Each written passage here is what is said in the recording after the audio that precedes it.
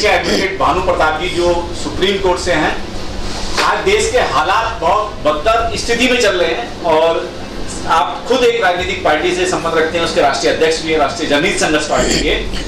देखा जाए तो राजनीतिक सफर की अगर बात की जाए, इस समय जो भाजपा सरकार है वो कहीं ना कहीं सभी राजनीतिक पार्टियों पे भारी नजर आ रही है। उसका रीजन और कारण इस देश की अर्थव्यवस्था या किसी भी तरीके से क्या कहना चाहेंगे आज भाजपा भारतीय जनता पार्टी के बारे में?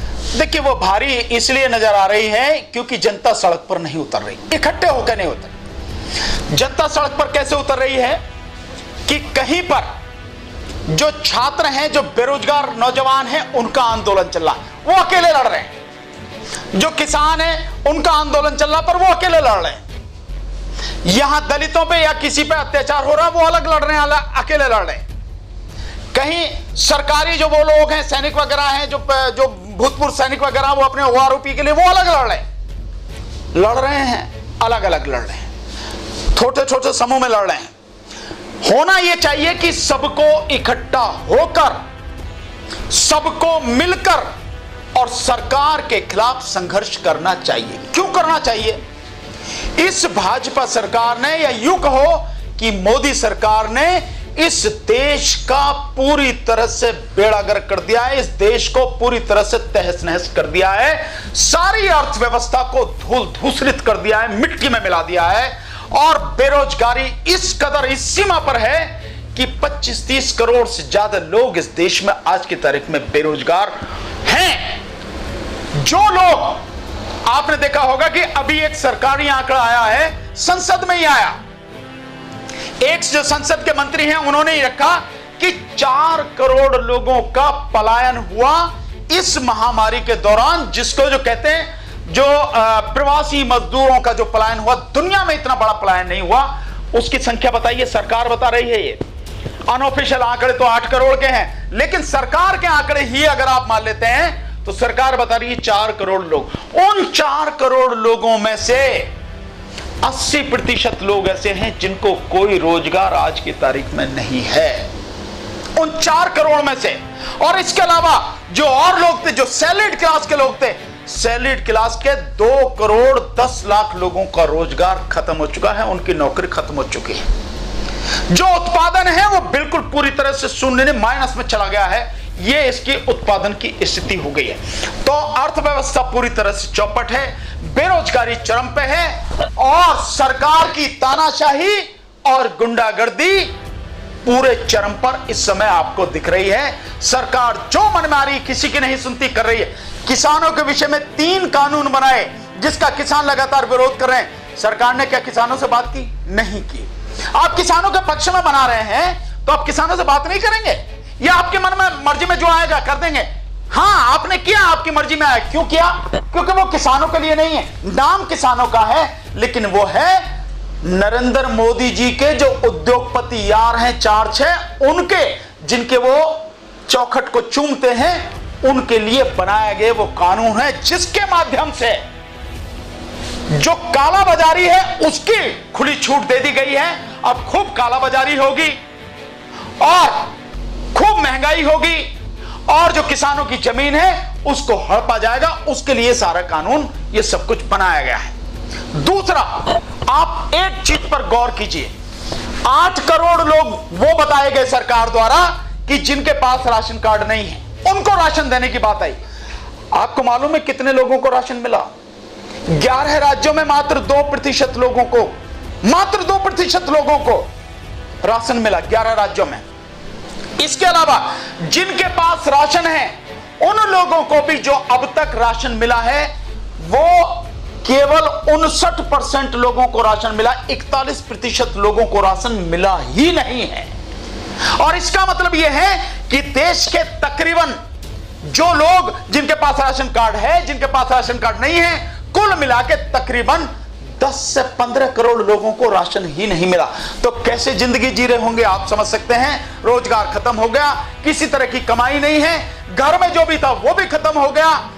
अब किस हालत में लोग जी रहे होंगे इसका अंदाजा आप लगा सकते हैं। और इस दूसरी तरफ देखें, वही प्रधानमंत्री, जिस प्रधानमंत्री की ये सारी नीतियां हैं, जिस प्रधानमंत्री ने चोर दरवाजे से किसान बिल लाए, चोर दरवाजे दरवाजे से कोरोना महामारी के समय में ऑर्डिनेंस अध्यादेश के माध्यम से वो बिल लेके आए, और उसके बाद में जिस तरह से मत जो होना चाहिए था, मत विभाजन जो होना चाहिए था राज्यसभा में, उस मत विभाजन की मांग होने के बावजूद भी, जबकि एक सदस्य भी अगर मत विभाजन की बात करता है तो मत विभाजन होगा, लेकिन उसको भी हल्ला गुल्ला में, शोर में सब खत्म कर दिया, कोई उसमें मत विभाजन, क्योंकि राज्यसभा में बुरी तरह से सरकार हारती और वो बिल किसी हालत में पास नहीं हो सकते थे।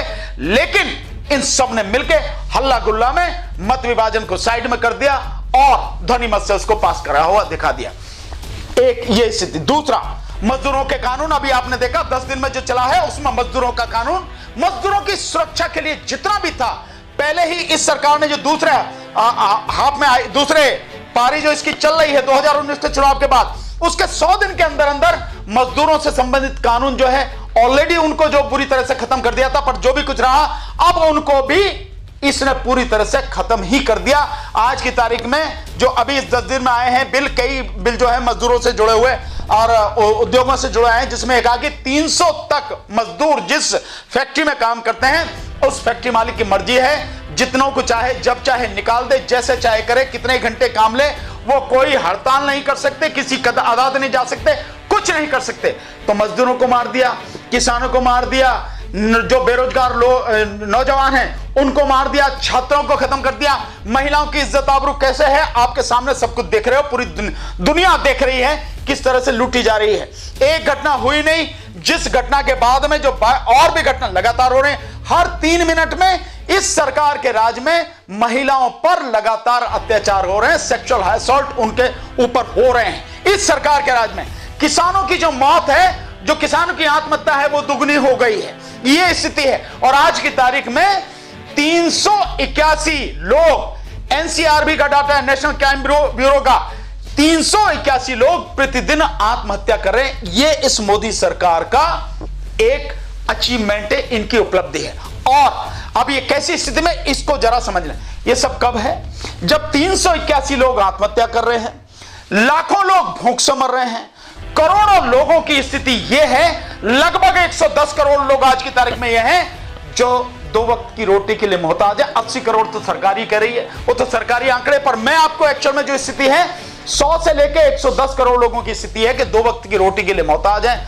बच्चे जो गरीब बच्चे हैं 80, आप ये समझिए कि उनकी पढ़ाई का कोई मतलब ही नहीं है, ये स्थिति आज की तारीख में। वहीं दूसरी तरफ आप देखेंगे प्रधानमंत्री पर जो होने वाला खर्च है, आप उसका देखें। प्रधानमंत्री ने पीएम केयर फंड बनाया, करोड़ों रुपया, अरबों खरबों रुपया इकट्ठा कर लिया। यहां तक कि जो सार्वजनिक क्षेत्र के उपक्रम हैं, 38 सार्वजनिक क्षेत्र के उपक्रम से गैर कानूनी, गैर संवैधानिक तरीके से 2105 करोड़ रुपए पीएम केयर फंड में ले लिए गए हैं। तो 10,000 करोड़ से कहीं ज्यादा पैसा उसमें इकट्ठा हो चुका है। चाइनीज कंपनी तक से, जो चाइना हमारे खिलाफ इस तरह की वो कर रहा है, उससे भी पैसा लिया गया है। ये प्रधानमंत्री केयर फंड की बात स्थिति है। दूसरा, प्रधानमंत्री की सुरक्षा पर कितना पैसा खर्च हो रहा है? 1 साल में 600 करोड़, पार्लियामेंट में बिल पास हुआ, 1 साल में 600 करोड़ प्रधानमंत्री की सुरक्षा के लिए।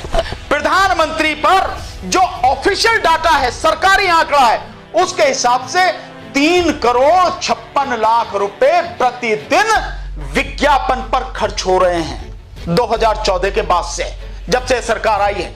3 करोड़ 56 लाख। और वैसे जो आंकड़ा है, वो आंकड़ा यह है कि हर मिनट में 2 लाख रुपए प्रधानमंत्री के एडवर्टाइजमेंट पर, प्रधानमंत्री के विज्ञापन पर, जिस पर नरेंद्र मोदी जी का फोटो दिखाया जाता है, वो खर्च होते हैं। जो बजट के हिसाब से जो सरकारी आंकड़े, वो भी साथ में जो भिन्न भिन्न विभाग है सरकार के, उनके माध्यम से जो उनका एडवर्टाइजमेंट किया जा रहा है वो, और फिर जो पार्टी लेवल पर उनका प्रचार किया जा रहा, उसके हिसाब से 2 लाख रुपए प्रति मिनट के हिसाब से प्रधानमंत्री पर खर्चा हो रहा है।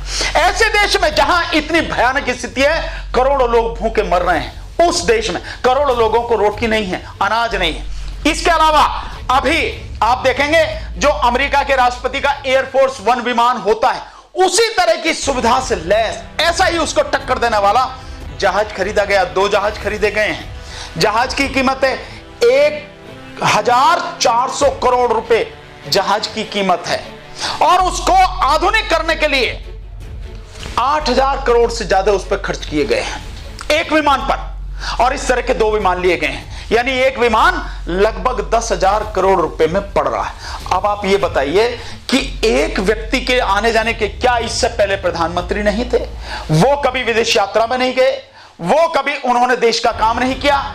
इस प्रधानमंत्री को ऐसी स्थिति में जहां लोग दाने दाने के लिए, पैसे पैसे के लिए मोहताज हैं, रोजगार के लिए मोहताज हैं, उस समय में इतना पैसा खर्च किया जा रहा है उसके अपने ऊपर कि मतलब जिसकी कोई दुनिया में शायद ही कोई मिसाल होगी। क्यों किया जा रहा है भाई? तो ये जो सरकार है, मोदी सरकार है, इसने जिस तरह से इस देश को पूरी तरह से लूटा है, ऐसा उदाहरण शायद ही दुनिया में कहीं मिलेगा। तो सरकार का है ये हाल आज की तारीख में। चलिए ठीक है, बहुत बहुत धन्यवाद।